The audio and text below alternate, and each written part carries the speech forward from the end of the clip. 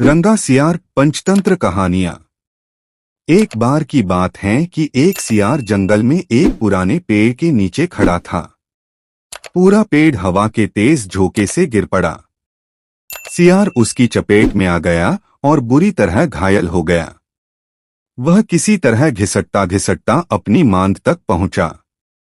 कई दिन बाद वह मांद से बाहर आया। उसे भूख लग रही थी। शरीर कमजोर हो गया था। तभी उसे एक खरगोश नजर आया। उसे दबोचने के लिए वह झपटा। सियार कुछ दूर भागकर हांफने लगा। उसके शरीर में जान ही कहाँ रह गई थी। फिर उसने एक बटेर का पीछा करने की कोशिश की। यहां भी वह असफल रहा। हिरण का पीछा करने की तो उसकी हिम्मत भी न हुई। वह खड़ा सोचने लगा। शिकार वह कर नहीं पा रहा था। भूखों मरने की नौबत आई ही समझो। क्या किया जाए? वह इधर उधर घूमने लगा पर कहीं कोई मरा जानवर नहीं मिला। घूमता घूमता वह एक बस्ती में आ गया। उसने सोचा शायद कोई मुर्गी या उसका बच्चा हाथ लग जाए। सो वह इधर उधर गलियों में घूमने लगा। तभी कुत्ते भौं भौं करते उसके पीछे पड़ गए। सियार को जान बचाने के लिए भागना पड़ा। गलियों में घुसकर उनको छकाने की कोशिश करने लगा पर कुत्ते तो कस्बे की गलीगली से परिचित थे। सियार के पीछे पड़े कुत्तों की टोली बढ़ती जा रही थी और सियार के कमजोर शरीर का बल समाप्त होता जा रहा था। सियार भागता हुआ रंगरेजों की बस्ती में आ पहुंचा था। वहां उसे एक घर के सामने एक बड़ा ड्रम नजर आया। वह जान बचाने के लिए उसी ड्रम में कूद पड़ा। ड्रम में रंगरेज ने कपड़े रंगने के लिए रंग घोल रखा था। कुत्तों का टोला भौंकता चला गया। सियार सांस रोककर रंग में डूबा रहा। वह केवल सांस लेने के लिए अपनी थूथनी बाहर निकालता। जब उसे पूरा यकीन हो गया कि अब कोई खतरा नहीं है तो वह बाहर निकला। वह रंग में भीग चुका था। जंगल में पहुंचकर उसने देखा कि उसके शरीर का सारा रंग हरा हो गया है। उस ड्रम में रंगरेज ने हरा रंग घोल रखा था। उसके हरे रंग को जो भी जंगली जीव देखता वह भयभीत हो जाता।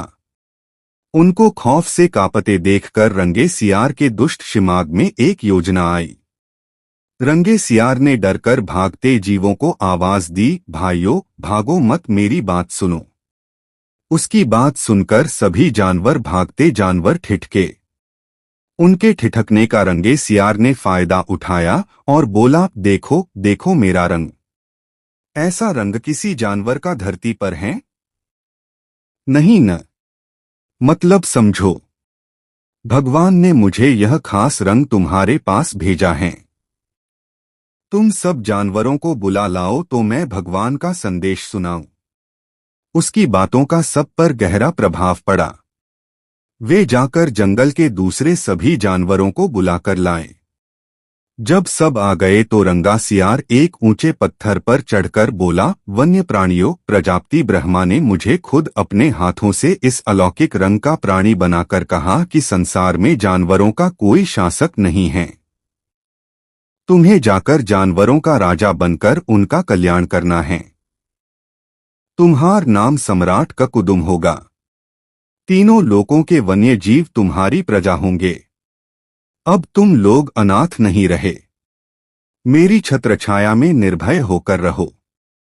सभी जानवर वैसे ही सियार के अजीब रंग से चकराए हुए थे। उसकी बातों ने तो जादू का काम किया। शेर, बाघ व चीते की भी ऊपर की सांस ऊपर और नीचे की सांस नीचे रह गई।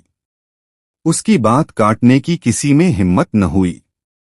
देखते ही देखते सारे जानवर उसके चरणों में लौटने लगे और एक स्वर में बोले, हे ब्रह्मा के दूत, प्राणियों में श्रेष्ठ ककुदुम, हम आपको अपना सम्राट स्वीकार करते हैं। भगवान की इच्छा का पालन करके हमें बड़ी प्रसन्नता होगी। एक बूढ़े हाथी ने कहा, हे सम्राट, अब हमें बताइए कि हमार क्या कर्तव्य हैं? रंगा सियार सम्राट की तरह पंजा उठाकर बोला, तुम्हें अपने सम्राट की खूब सेवा और आदर करना चाहिए। उसे कोई तकलीफ नहीं होनी चाहिए। हमारे खाने पीने का शाही प्रबंध होना चाहिए। शेर ने सिर झुकाकर कहा, महाराज, ऐसा ही होगा। आपकी सेवा करके हमारा जीवन धन्य हो जाएगा।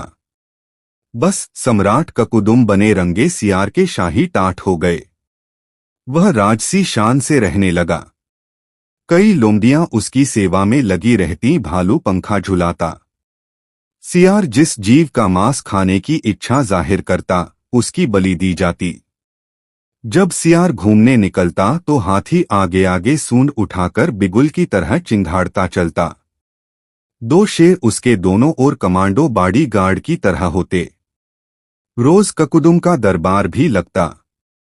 रंगे सियार ने एक चालाकी यह कर दी थी कि सम्राट बनते ही सियारों को शाही आदेश जारी कर उस जंगल से भगा दिया था। उसे अपनी जाति के जावों द्वारा पहचान लिए जाने का खतरा था। एक दिन सम्राट ककुदुम खूब खा पीकर अपने शाही मांद में आराम कर रहा था कि बाहर उजाला देखकर उठा।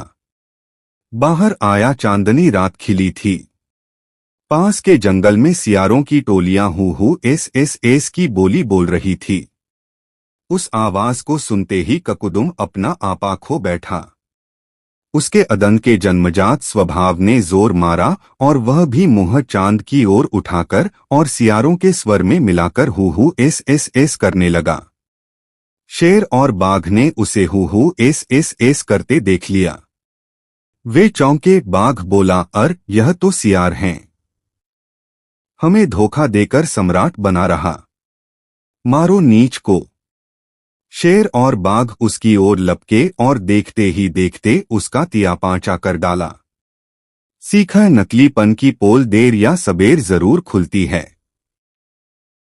भाइयों बहनों, कैसा लगा हमारा प्रोग्राम? और भी अच्छे प्रोग्राम देखने के लिए हमारे इस चैनल को सब्सक्राइब, शेयर और लाइक करके सपोर्ट करें। दोस्तों, 1 लाख सब्सक्राइबर करने की मेहरबानी करें प्लीज।